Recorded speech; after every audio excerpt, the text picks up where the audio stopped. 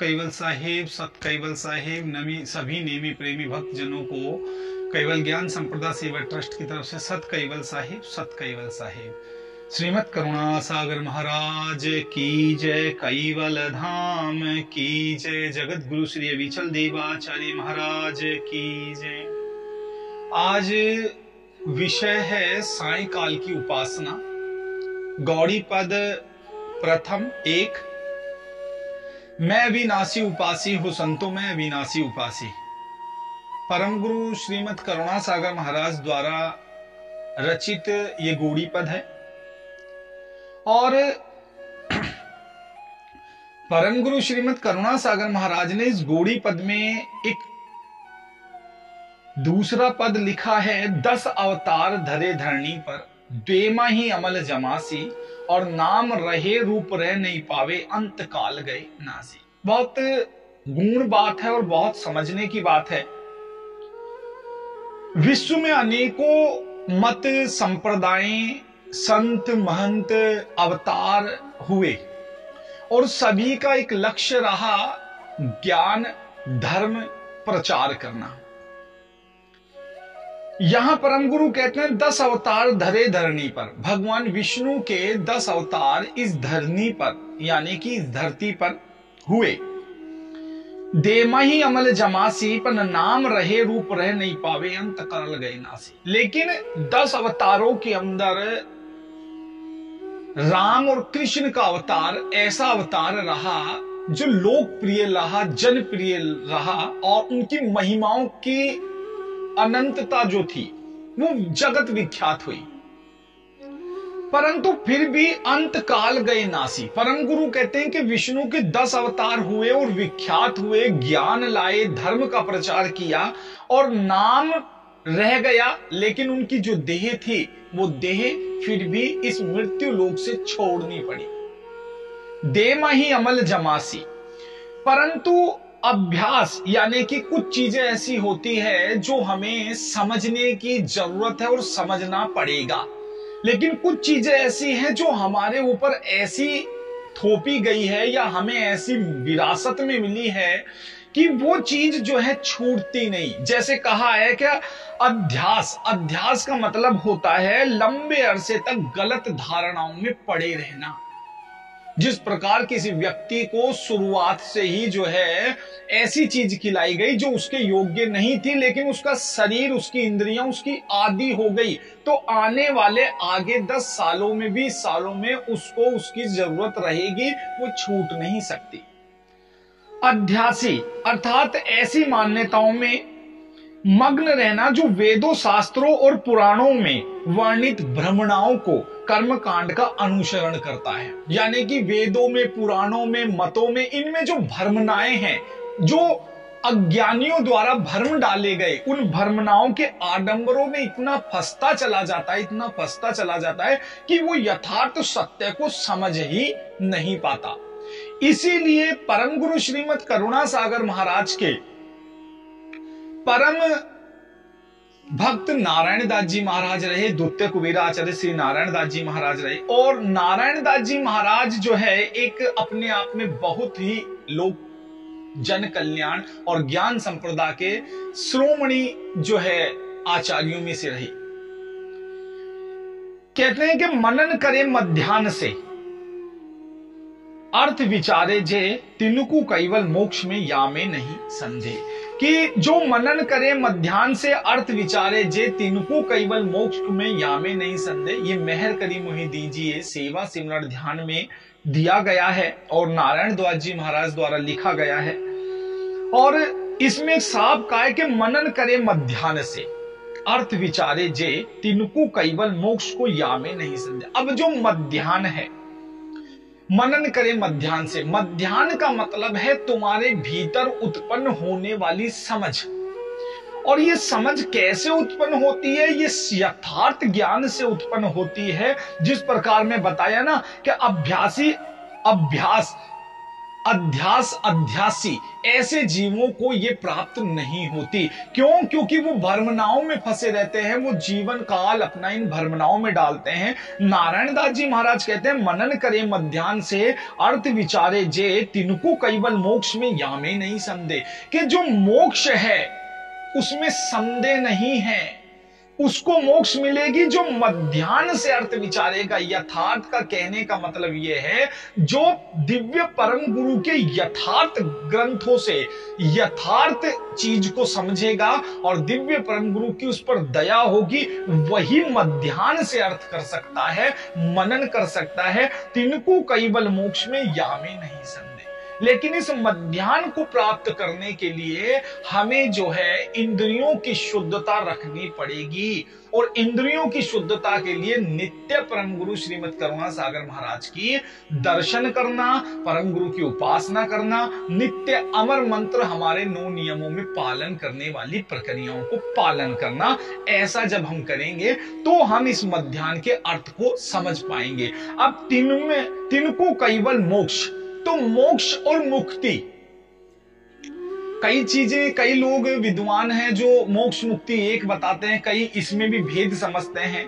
तो एक जगह परम गुरु श्रीमद् करुणा सागर महाराज ने कहा है कि परम सिद्धांत प्रणव कल्पतरु ग्रंथ, इसमें कहा, द्वंद्व मिटावन अंश के अहंग लीन अवतार, निज पति प्रजा परम वितय, ताए करन भव पार। यानी कि द्वंद्व मिटावन अंश के, यानी कि अंश के भीतर जो द्वंद्व हैं, जो उसको भ्रम है, जो उसको अज्ञानता है, वो मिटाने परम गुरु अहंग लीन अवतार। अब बात समझने वाली है, अहंग लीन अवतार। अहंग का मतलब एक ऐसी विराट वाणी, एक ऐसा अलौकिक ज्ञान, एक ऐसी चीज लेकर के परम गुरु आए, विहंग, यानी कि एक ऐसी आवाज जो किसी पे नहीं थी। और उस आवाज, वो आवाज कौन सी आवाज? केवल ज्ञान की आवाज, केवल धाम के उस धाम का निज लक्ष्य लेकर के जो परम गुरु आए, वो अहंग लीन अवतार, निज पति प्रजा परम वितय, ताए करन भव पार। परंतु ये चीज समझने के लिए हमें एक चीज मैं एक छोटा सा उदाहरण आपको देता हूं, और मैं उदाहरण देता हूं हमारा जो नित्य नियम उपासना है। उस नित्य नियम उपासना में ही परम गुरु श्रीमद् करुणा सागर महाराज बताते हैं कि राखी चमक पट कांच, लोहा पुतली धरती। नारायण दास जी महाराज और परम गुरु श्रीमद् करुणा सागर महाराज द्वारा हमारी उपासना पद्धति को इतना सुंदर बनाया गया है कि नारायण दास जी महाराज द्वारा परम गुरु की महिमा का वर्णन किया गया है, परम गुरु द्वारा सर्जनहार की महिमा और उस कैवल धाम अलौकिक सत्य का वर्णन किया है। यहां कहा है कि राखी चमक पटरंते कांच लोहा पुतली धरी, नहीं चमकते चितमन काय चेतन भई फरही। कहने का मतलब यह है, देखो मैं एक छोटा सा उदाहरण यहां देते हैं। जाई खाप रही खटकाई, ये मेरे पास एक चुंबक है,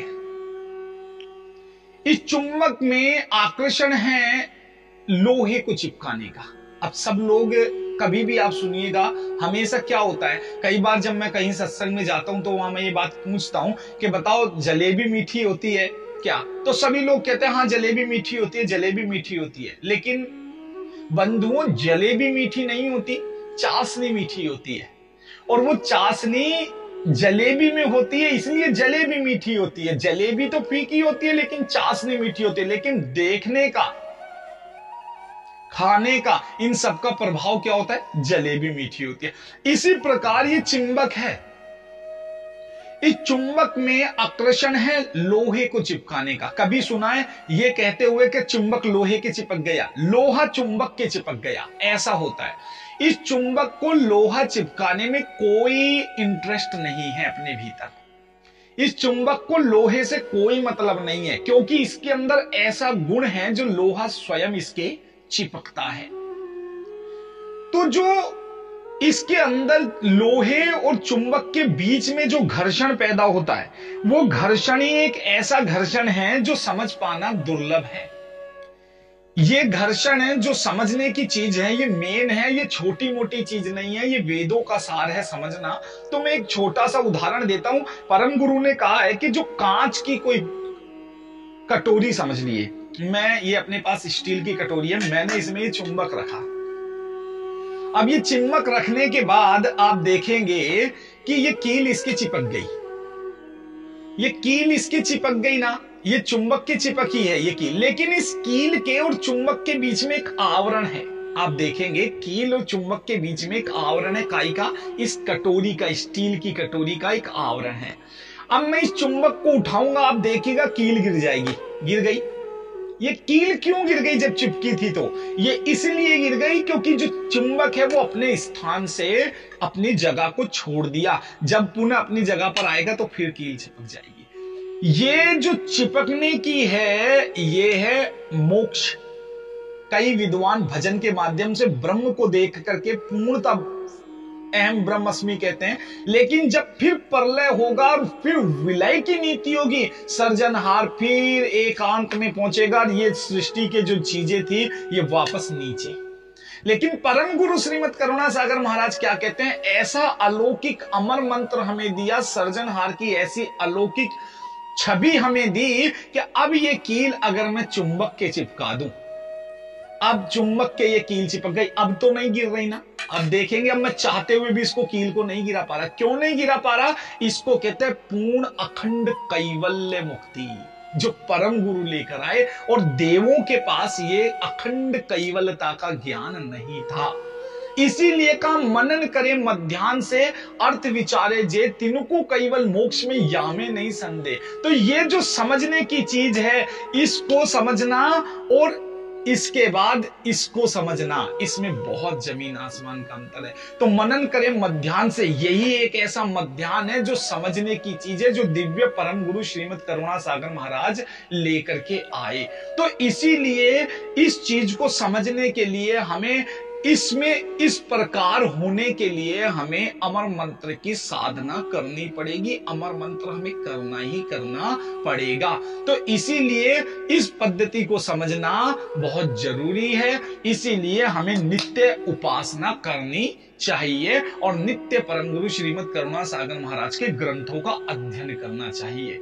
तो इसीलिए मैं अपनी वाणी को यहीं विराम करूंगा। आगे फिर मैं एक विषय के साथ आपसे मिलूंगा। जैसा परम गुरु जो है मुझे आदेश, जैसा भी परम गुरु की दया से ये कार्यक्रम होता है, मैं एक अज्ञानी जीव हूं, जो मुझे समझ में आता है वो मैं आप तक समझाता हूं। और आप भी इस YouTube के माध्यम से कमेंट करके अगर हमें कोई सजेशन देना चाहते हैं तो वो दीजिए। इस चैनल को लाइक कर दीजिए, सब्सक्राइब कर दीजिए और आगे से ज्यादा इस वीडियो को जो है शेयर कर देना, ताकि जीवों को ये कॉन्सेप्ट क्लियर हो कि परम गुरु और मुक्ति और अखंड कैवल्य मुक्ति में क्या अंतर है। इसी के साथ मैं अपनी वाणी को विराम करूंगा। सत कैवल साहिब, सत कैवल साहिब।